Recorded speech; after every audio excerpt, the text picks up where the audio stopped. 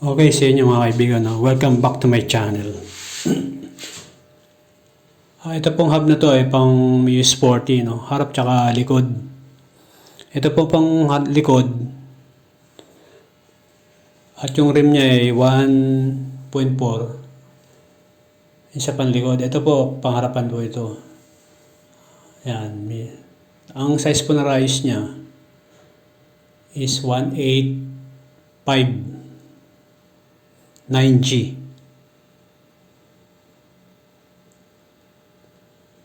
Pero pwede po dyan 184. Tapos na po yung panlikod, no? Ang size po na rise nito ay 129. Pero pwede po rito 120. Ang rim po niya ay 1.4 by 17. Hindi lang po masyado makita, maliwanag.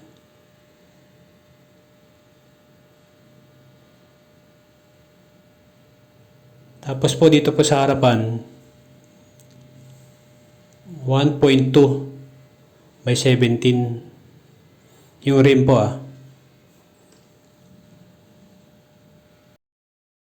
Ang brand po ng rim ay ito po, Yoko rim.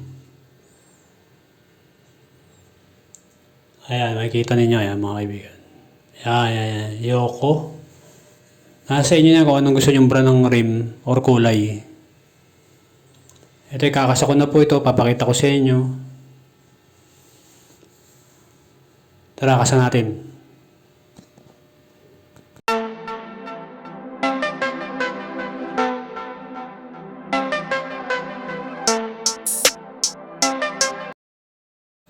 Ito na po mga kaibigan yung rayos, no? Kung mapapansin nyo yung rayos na to, no? 184 ito or 185. Meron po itong pangloob at panlabas. Ngayon yung mapapansin nyo yung sa taas, yung paliko. Yung maiksi po yung dulo, yung paliko, yun po yung panloob. Yung medyo mahaba po ng konti, yun po yung panlabas. Ayan po, ayan. Panloob. Pero magkasing haba po yan. Ito, kakasan na po natin.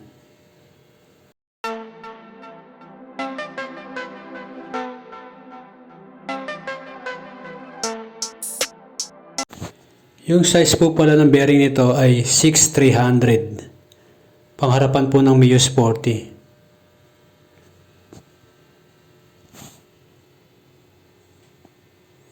Ayan po, 6300.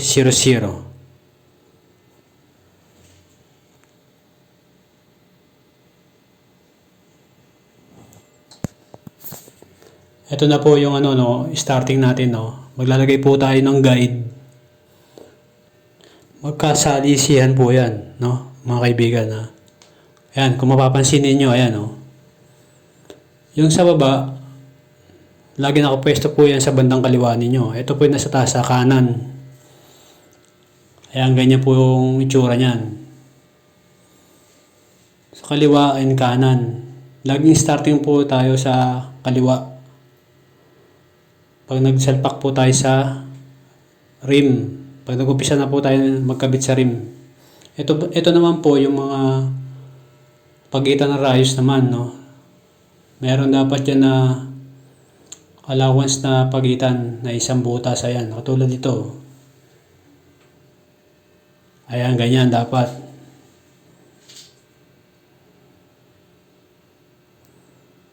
Ayan. Ganun din sa kabila.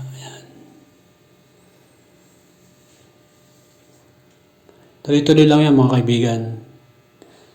May bakanting isa. Yan. Ayan, kung makikita ninyo. Oh.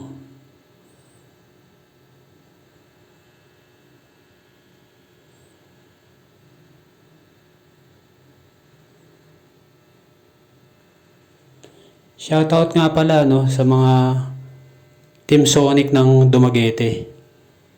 Shoutout po dyan.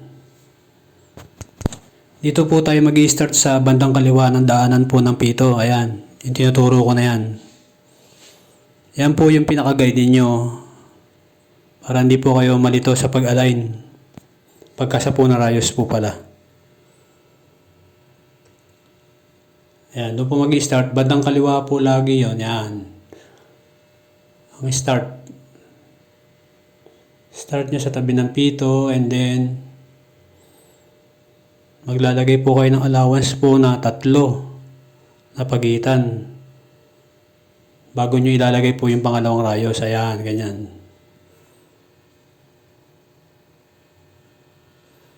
Tuloy-tuloy po yan, no? Lagi may pagitan ng 3 sa rim, no? Sa pagitan ng rayos.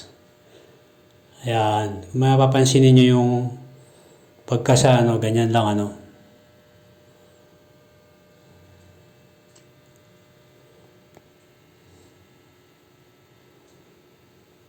One, two, three. Ayun, no? Diba? Siya nga po pala sa mga marunong na rin po mag-align, no?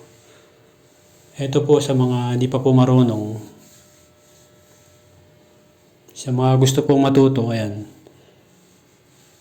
Panoorin niyo po ito.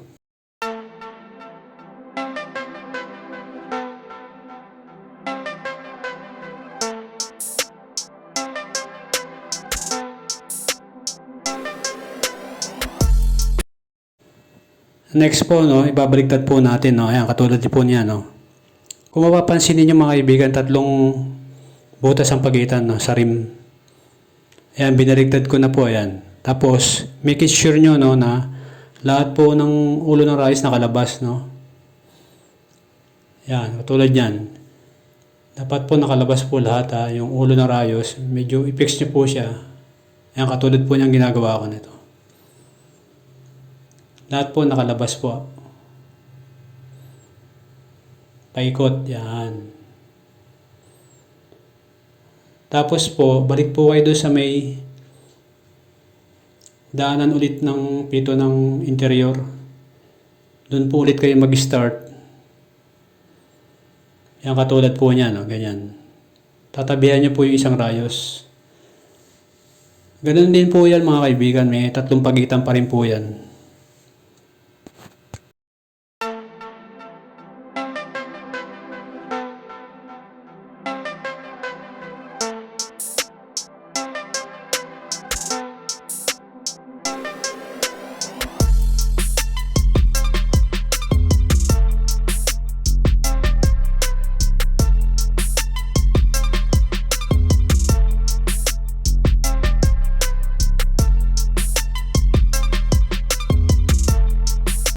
Ayan po mga kaibigan, kung mapapansin ninyo, unti-unti na po siya na-assemble, no? Puro panloob po yan, ha? Yan po ang unang kasa, puro po sa loob.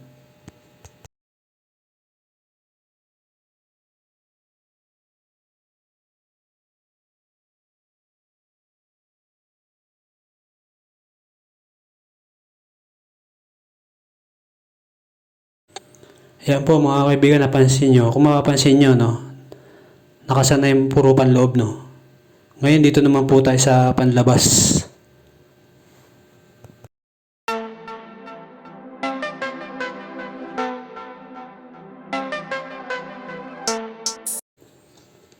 Ayan, no? Nailagay ko na yung ibang rayos, no?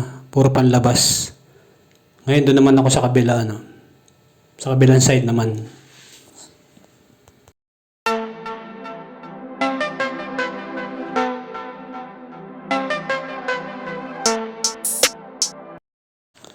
Ayan na, ilagay ko na po lahat yung sa kabilang side, no? Ayan. Tsaka rin po dito sa kabilang side.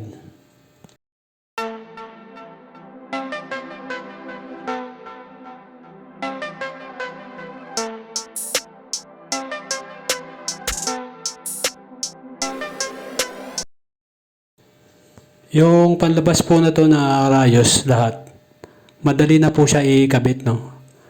Makikita nyo naman po yan doon po sa may hapay po ng butas ng rim. Mapapansin nyo po doon sa may rim, yung hapay po ng butas.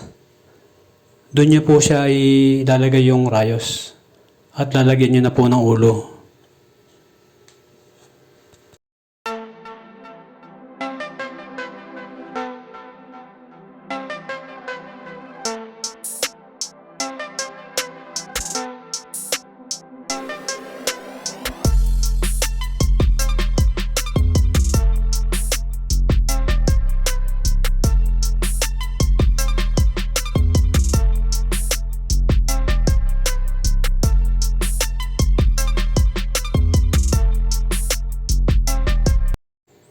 Ngayon po mga kaibigan, tapos ko na po yung pangharapan, no. Ngayon dito naman po ako sa likod po ng hub ng Mio Sporty. Yung proseso po nito, tsaka proseso po ng pag-align po dun pagkasa po nung rim set po sa harapan, ganun din po dito sa may likod. Ganun din po, meron din po siyang guide. Salisihan din po sa umpisa.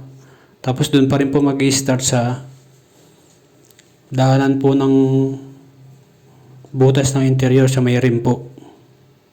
Yan katulad po niyan, yan. Ganun din po proseso niyan.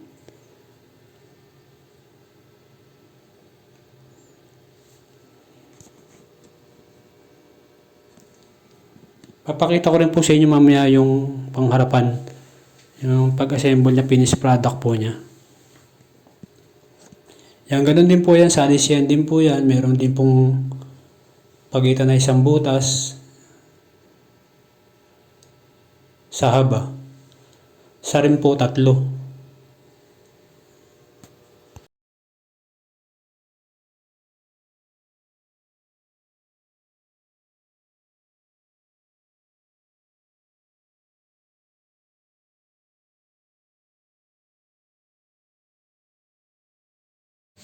Ganun pa rin mga kaibigan, no?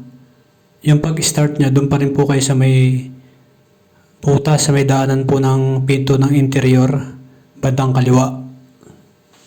Parehas lang po ang kasa niyan sa harap at likod.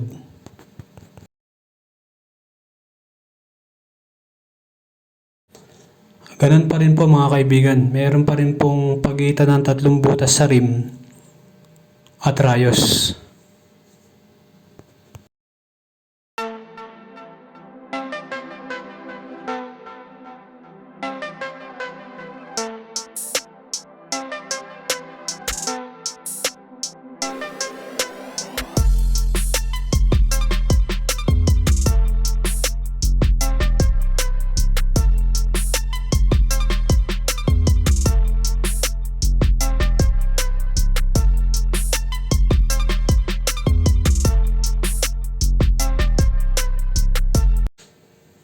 Ganon din po ulit mga kaibigan, na make sure nyo na lahat po ng mga rayos sa kabilang side, nakalabas po yung ulo. Bago nyo po ikabit yung kabilang side.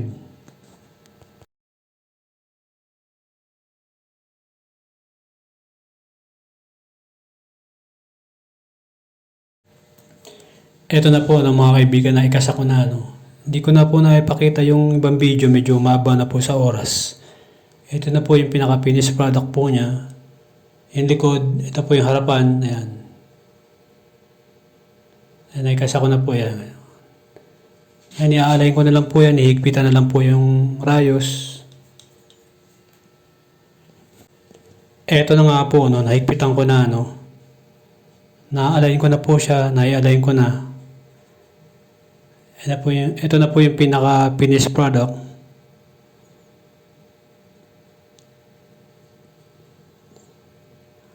Ito po pala yung bearing, no? 6300. Kakabit ko pa lang po eh.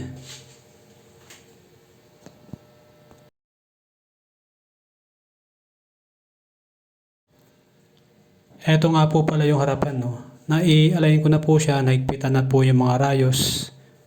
Ayun na po siya. Pati yung bearing na ikabit ko na rin po.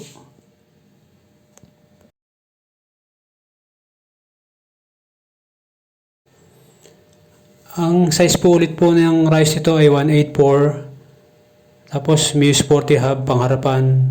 1.2 yung rim by 17. Tapos yung panlikod po 1.4 by 17 po. Yan. Pwede pong rayos dyan 120 sa likod. Mio Sporty Hub.